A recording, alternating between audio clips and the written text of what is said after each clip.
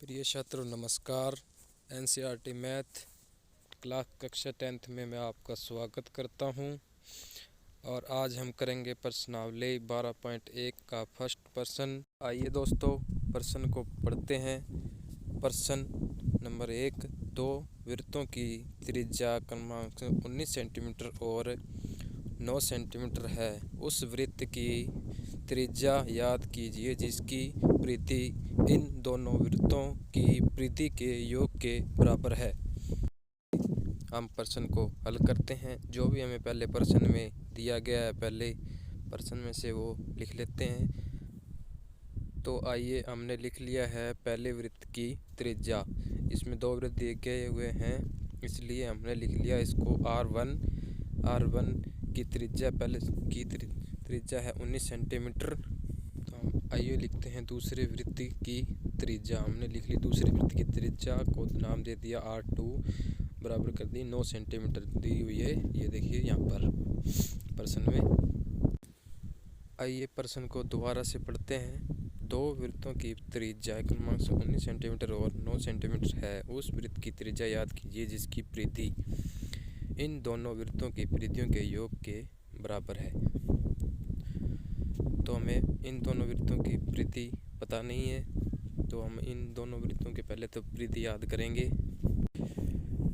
पहले हम इन दोनों वृत्तों की परिधि याद करेंगे। परिधि याद करने के लिए हमने लिख लिया पहले वृत्त की परिधि। परिधि का निकालने का सूत्र है 2πr। R1 कर दिया इसलिए पहले वृत्त की परिधि है इसलिए R1 तो बराबर 2πr क्या मान रख देते हैं 19 बराबर 19 को 2 से मल्टीप्लाई करेंगे तो हो गया 38 पाई। पहली वृत्त की परिधि होगी 19 सेंटीमीटर 38 पाई। दूसरे वृत्त की परिधि निकालते हैं अब बराबर 2πr2 कर दिया। दूसरे वृत्त की परिधि इसलिए R2 कर दिया बराबर 2π यूँ करते हो गुणा में मल्टीप्लाई 9। दूसरे वृत्त की त्रिज्या है 9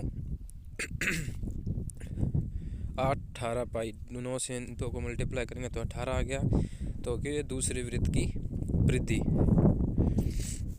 आइए प्रश्न को दोबारा से पढ़ते हैं। उस वृत्त की त्रिज्या याद कीजिए जिसकी परिधि इन दोनों वृत्तों के परिधियों के योग के बराबर है। तो हमने इन दोनों की परिधि निकाल ली है तो हम अब नए वृत्त की त्रिज्या निकालते हैं। तो प्रश्न अनुसार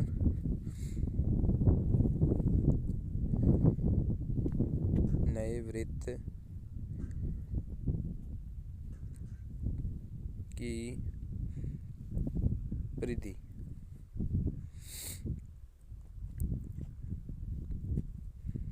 बराबर पहले वृत्त की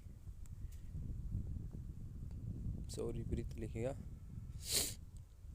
परिधि प्लस दूसरे वृत्त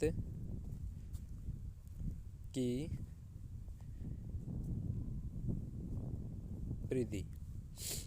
तो बराबर में लिख लेते हैं नए वृत्त की परिधि का सूत्र लिख लेते हैं 2πr। इसमें 1 2 नहीं करेंगे सिंपल R रखेंगे। इसको लिख लेते हैं पहले वृत्त की परिधि। पहले वृत्त की परिधि है 38 पाई प्लस में दूसरे वृत्त की परिधि 18 पाई।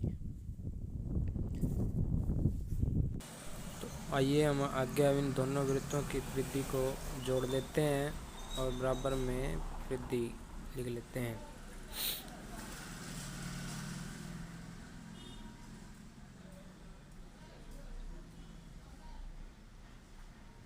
तो हमने ये हल कर लिया। पाई से पाई कैंसिल कर दी, बचा हुआ रहेगा 2r बराबर 56 को r बराबर में रख के 2 भाग में कर दिया। तो 56 को 2 से भाग करेंगे तो रहेगा 28। तो नई वृत्त की त्रिज्या आ गई 28। तो अतः हम लिख सकते हैं नए वृत्त की त्रिज्या 28 सेंटीमीटर। हमें पहले सेंटीमीटर में दी गई हुई है त्रिज्या है तो सेंटीमीटर में लिखेंगे।